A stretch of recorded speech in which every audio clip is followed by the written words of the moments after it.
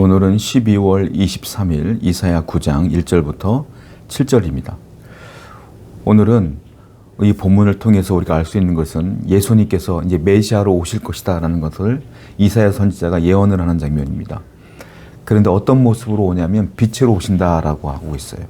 흑암에 빛이 없는 곳에 빛으로 오시는 메시아를 예언하고 있는데, 그 메시아가 빛으로 오실 때에 우리에게 어떤 영향이 있는지에 대한 이야기를 오늘 예언을 통해서 이야기하고 있다는 거예요. 1절과 2절입니다. 전에 고통받던 자들에게는 흑암이 없으리로다. 옛적에는 여호와께서 스불론 땅과 납달리 땅이 멸시를 당하게 하셨더니 후에는 해변길과 요단 저편 이방의 갈릴리를 영화롭게 하셨느니라. 흑암에 행하던 백성이 큰 빛을 보고 사망의 그늘진 땅에 거주하던 자에게 빛이 비치도다. 여기 보면 지명 3개가 나오는데 스불론, 납달리, 갈릴리 이렇게 나와요. 스불론, 납달리, 갈릴리는 이스라엘 북쪽에 있는 땅입니다. 북쪽에 있다 보니까 어떤 문제가 있냐면 그 국경을 경계로 하다 보니까 바로 국경 너머에 있는 이방 사람들이 자주 쳐들어와요. 그러니까 이스라엘 그 지역 중에 가장 많은 공격을 받았던 곳이기도 합니다. 그러다 보니까 어떤 일이 벌어지냐면 포로로 잡아가기도 하고, 또한 그들이 잠시 동안 그 지역을 또 장악하게 되면 그 이방 남자들이 이스라엘 북부 지방 납달리, 스불론, 갈릴리 여기서 머물면서 또한 여기서 결혼해서 또 아이를 낳아요. 그러니까는 이렇게 민족이 섞이는 겁니다. 쉽게 말하면 섞이다 보니까 그 민족도 바뀌기도 하고, 그리고 그들의 문화가 들어오기도 하다 보니까 여기는 우상 숭배와 혼합주의가 만연한 곳이에요. 그러니까 영적으로 보면 가장 어두운 곳이다. 그리고 육신적으로 봐도, 정치적으로 봐도, 경제적으로 봐도 가장 힘든 곳이다 라고 보시면 돼요. 근데 거기에 그 흑암에 있던 그곳에 그 메시아가 오심으로 어떤 일이 벌어지냐? 빛으로 영화롭게 하리로다, 이 말입니다. 그 빛이 그 어둠을 다 몰아낸다. 우리 주님이 그렇게 하신다 라고 말씀하고 계시는 거예요. 한마디로 소망 없는 그곳에 빛이라고 하는 그 소망이 들어와서 소망을 주신다라는 것이에요. 그러니까 뭐라고 써있습니까? 2절에 보니까 이렇게 말하고 있잖아요. 흑암에 행하던 백성이, 사람을 말하죠. 한 사람 한 사람. 흑암에 살던 백성이 이제 큰 빛을 보다 큰 빛을 보고, 또한 사망의 그늘진 땅에 거주하던 자에게 그 빛을 비춘다. 메시아가 오게 되면 성도는 어떤 삶을 살아야 되냐면 그 빛을 보는 겁니다. 성도는 그 빛 대신 예수님을 보며 사는 거예요. 저와 여러분들은 아무리 어렵고 힘들고 상황이 녹록지 않아도 언제나 빛을 바라보며 살아야 된다. 주님을 바라보며 살아야 된다는 거예요. 그리고 예배당에 오지 않습니까? 그럼 교회는 어떤 일을 하는 거냐?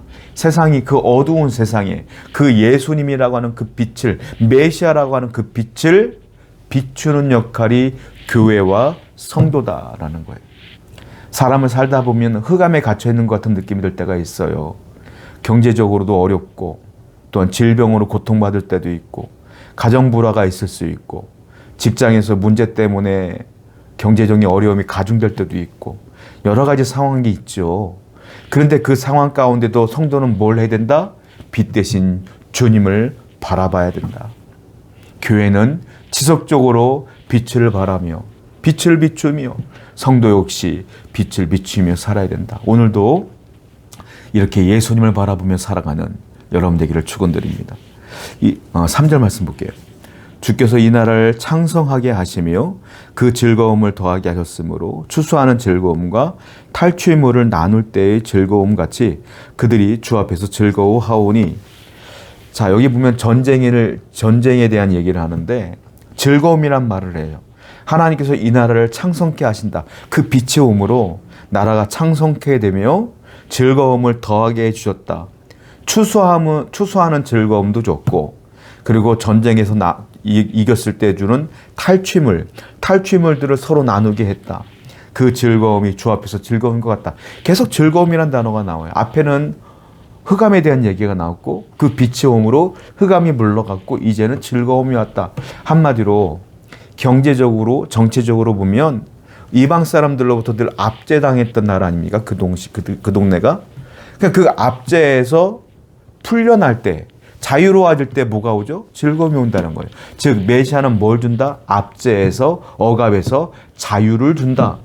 그 자유를 통하여 뭘 준다? 기쁨과 즐거움이 우리 안에 들어온다 이거예요. 이건 단순하게 경제의 문제, 정치의 문제뿐만이 아니라 영적인 문제를 얘기하고 있는 거예요. 우리는 죄인이에요. 죄에 늘 억압받고 있고 죄에 압제받고 있어요. 죄의식, 죄책감, 이런 모든 중독들, 이런 것들이 나를 압제하고 있단 말이에요.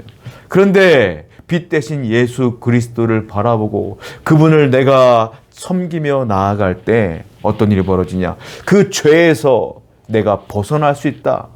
내가 자유로울 수 있다. 진리를 통하여 내가 기쁨을 누릴 수가 있다라는 겁니다. 성도는 그러므로 예수님을 통하여 자유를 누리는 거예요. 진리를 통하여 자유를 누리는 거예요.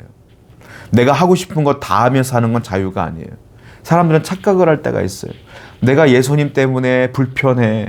내가 교회 다니는 것 때문에 불편해. 교회 안 다니면 내가 이런저런 죄를 져도 별로 부담감이 없을 텐데 교회를 다녀서 부담스러워라고 하는 분들이 있어요. 착각입니다. 진리 안에서 자유로운 거예요. 말씀 안에 있어야 자유로운 거예요. 말씀이 있을 때 이건 죄구나. 내가 짓지 말아야지 하고 내가 안 짓고 죄를 멀리하고 그 안에 살면 오히려 더 행복한 거예요. 내가 말씀 없이 내 마음대로 죄 짓고 살면 내 안에 죄가 자꾸 누적되면서 나를 압제하고 부담스럽게 하고 내가 이렇게 살다가 나중에 지옥 가는 거 아니야? 이런 죄책감이 든다니까요. 진리가 자유를 주는 거예요. 말씀 앞에 있어야 자유를 주는 거예요. 하나님은 그래서 우리가 죄를 멀리하기를 원합니다. 주님은 그 문제 때문에 오셨잖아요. 죄의 문제를 해결해 주셨고 우리에게 구원이라고 하는 자유를 주셨습니다. 기쁨으로 누리는 여러분 되기를 축원드립니다. 6절 볼게요. 메시아는 어떻게 올 것이냐라고 이사야는 또 예언을 합니다. 이는 한 아기가 우리에게 낳고 한 아들을 우리에게 주신 바 되었는데 그의 어깨에는 정사를 메었고 그의 이름은 기묘자라 모사라 전능하신 하나님이라 영존하시는 아버지라 평강의 왕이라 할 것임이라. 메시아가 이 땅에 올 것인데 그 이름을 얘기하고 있어요. 기묘자라 모사라 전능하신 하나님이라 영존하시는 아버지라 평강의 왕이라. 우리 주님은 우리에게 뭘 줄까요? 평강을 주신다. 그분은 기묘자예요. 세상에 그 어떤 것보다 지혜로운 분이에요. 그분은 전능하신 분이에요. 못할 일이 없어요. 그분은 영존하시는 분이에요. 영원하신 분이에요. 그분은 또 어떤 분이냐? 평강의 왕이라. 우리에게 평강을 주신다. 그 하나님은 영존하시는 하나님이기 때문에 영원하신 하나님이기 때문에 2000년 전에 이 땅에 오셨지만 그 예수님은 지금도 살아계신다. 지금도 우리에게 뭘 줄까요? 평강의 왕으로서 우리에게 평강을 주신다. 주님이 주시는 평강을 누리는 여러분 되기를 축원드립니다. 기도합니다.